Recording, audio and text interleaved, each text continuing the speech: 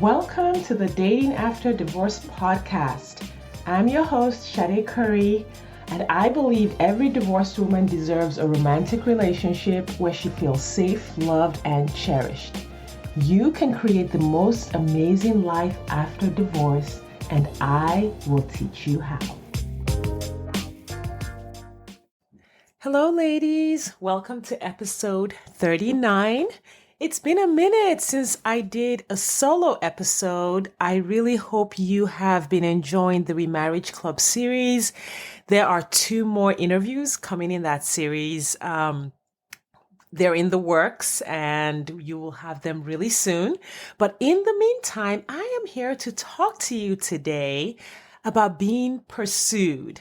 This is a phrase that a lot of my clients give me when we're dissecting their interactions on a dating app or their dating process with a particular guy or multiple men, whichever the situation is.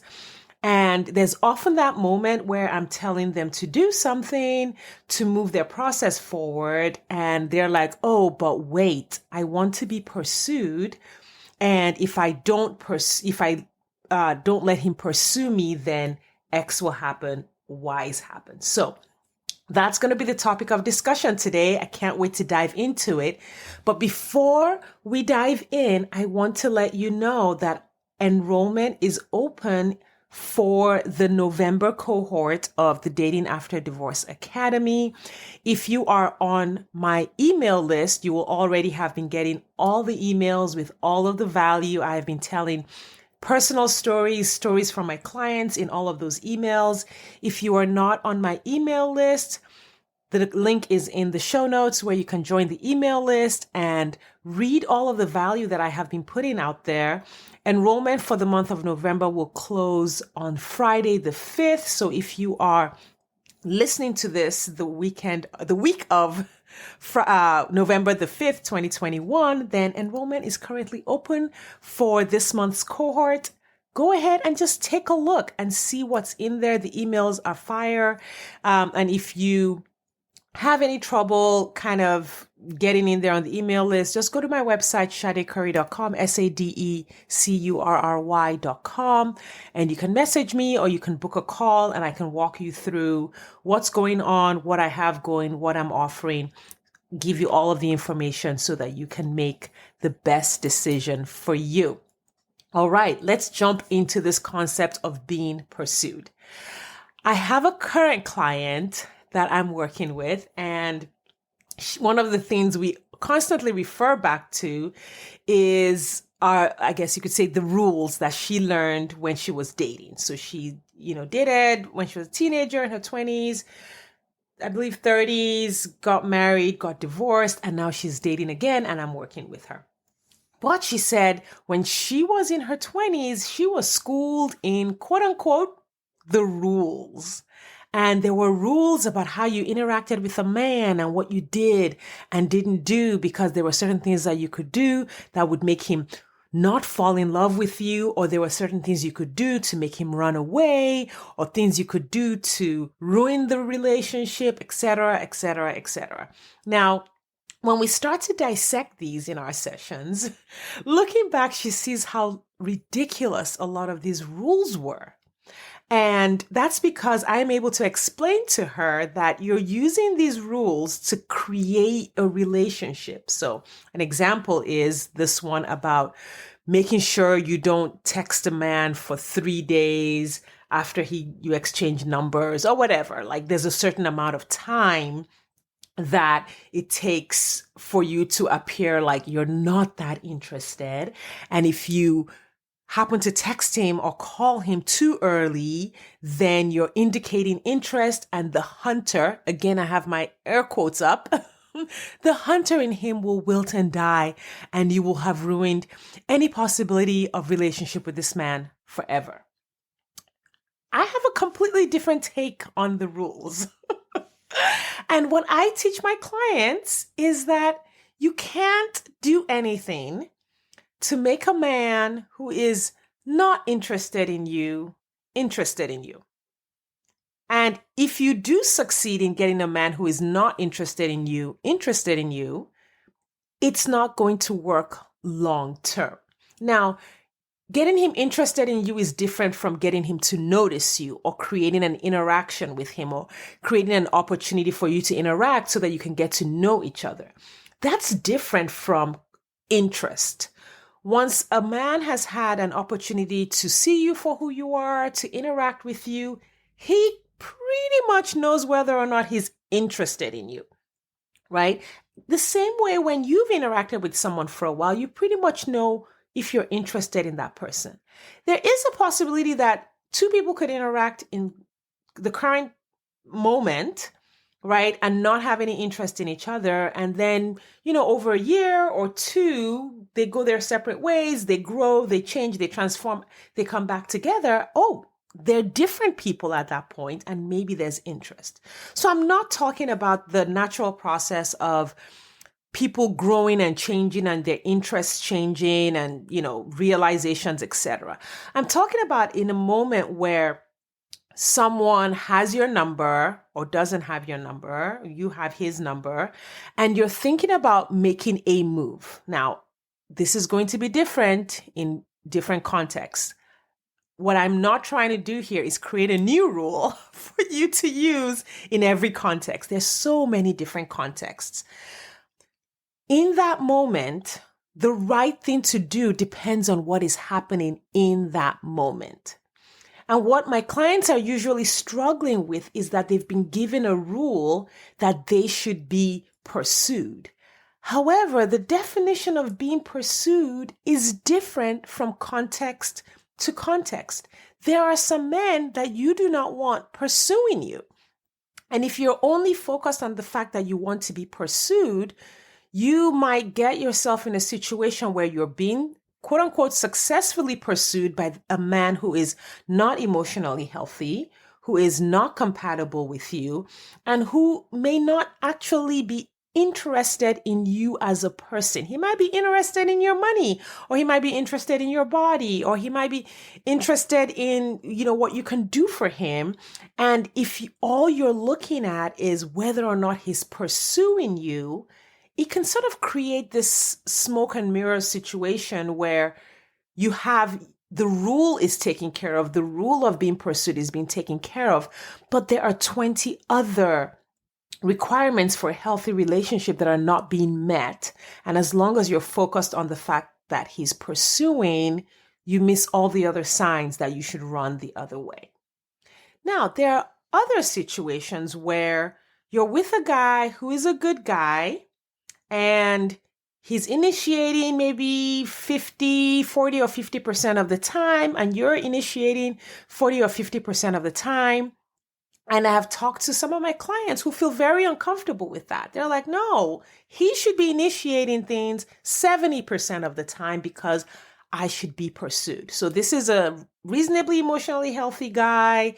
He's nice. They're compatible. She has fun when they are together, but he's holding up 50% of the relationship, and she feels like he should be holding up more because of the rule. Again, this is just another context. It's just another example that I'm giving. How you apply this is going to depend on your specific circumstances. In that situation, I would tell that client to really look at the bigger picture. Is it so bad that you initiate dates 50% of the time? Like if everything else, if 98% of what you're looking for is present in this person, and the only 2% of what you don't have is that you're doing more work in the relationship than you expected to because of these rules that were given to you 20 years ago, is it really prudent to think that something's gone wrong? Or is this a specific dynamic that is in this specific relationship that you might want to consider accepting or even embracing, because who really wants to do more than 50% of the work in a relationship? I know, I'm not so sure I do. And so it really depends on the context. You could also have a situation where the woman is initiating when a man is a low effort guy. And so you can see, as I bring up all of these examples and all of these situations, you can see that there really are no rules. You have to look at who the people are in the context and make a decision. So in the case of a low effort guy is the guy who will always respond to your text, but he will never initiate a text. He'll never set up a date. He'll never do anything, but he'll come along for the ride if you do all the work. Now, in this case, you could say, well, you're pursuing the guy because you're making all of those efforts, but the pursuit is not really the problem. Even if you had a conversation with this guy and said, hey, you really need to do the pursuing, you really need to get it together, you really need to start making efforts. And then he starts to make efforts, right? And now you're like, oh, problem solved. You haven't changed the fact that innately he's a low effort guy. So if you've given him an ultimatum that you're going to break up if he doesn't do X, Y, and Z, you've just given him the answers to the test. And if he continues to give the right answers, that doesn't change the fact that he's a low effort person. And so when I work with my clients, I always have them learn to evaluate human nature. When you are in an interaction with a person, whether it's by text on an app or you're on the phone or you're dating short-term, dating long-term, whatever is going on, the truth of the person is what matters. The truth of the human being that you are dating is what really matters. It's not the rules that matter. It's not the checklist. It's not the amount of time that you waited before you responded to his text.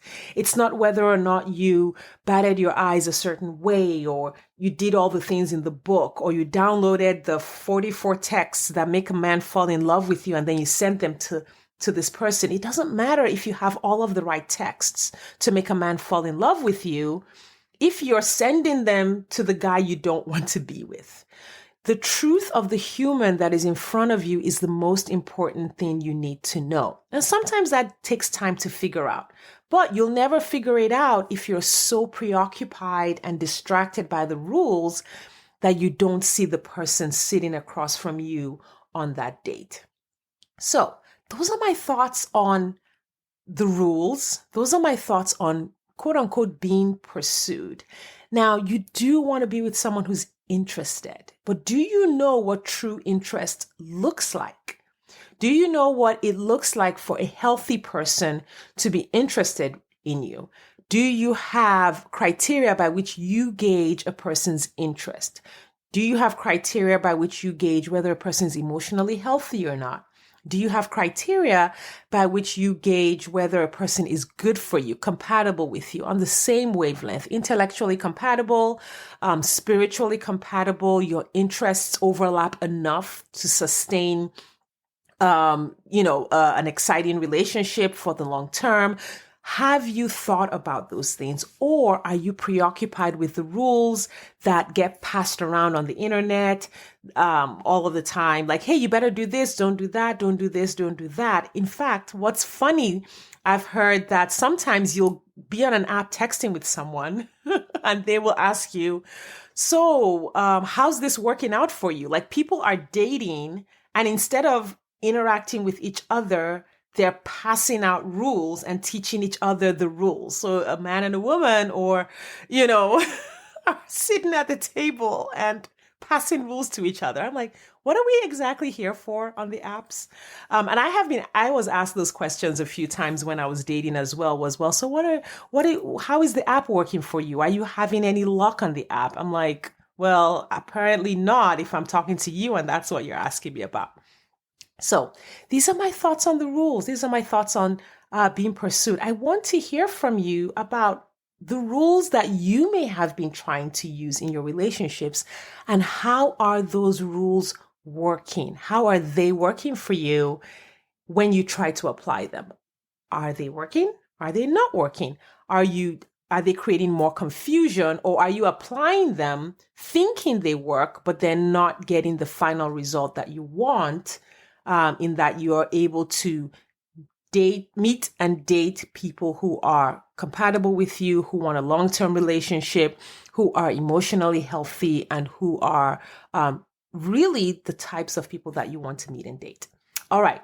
Those are my thoughts for today. I just really wanted to come and take up the reins of the podcast again after the remarriage series by introducing my thoughts on being pursued. I'd love to hear from you, and I'd love for you to be a part of my email list. So go to sadecurry.com or just click in the show notes and join my email list so that you can be a part of the goodies that I send out by email. And if you're interested in working with me, you can join the Dating After Divorce Academy, book a call with me to get more details about it or to get details on my one-on-one coaching. Thank you for your time and attention today, and I will see you next time. Thanks for listening today. If you are ready to get married after divorce, I want to invite you to download my free 8-video training specifically designed to help divorced women date with ease and get married again. Head over to sadecurry.com to get started. That's SADECURRY.com. I'll see you inside.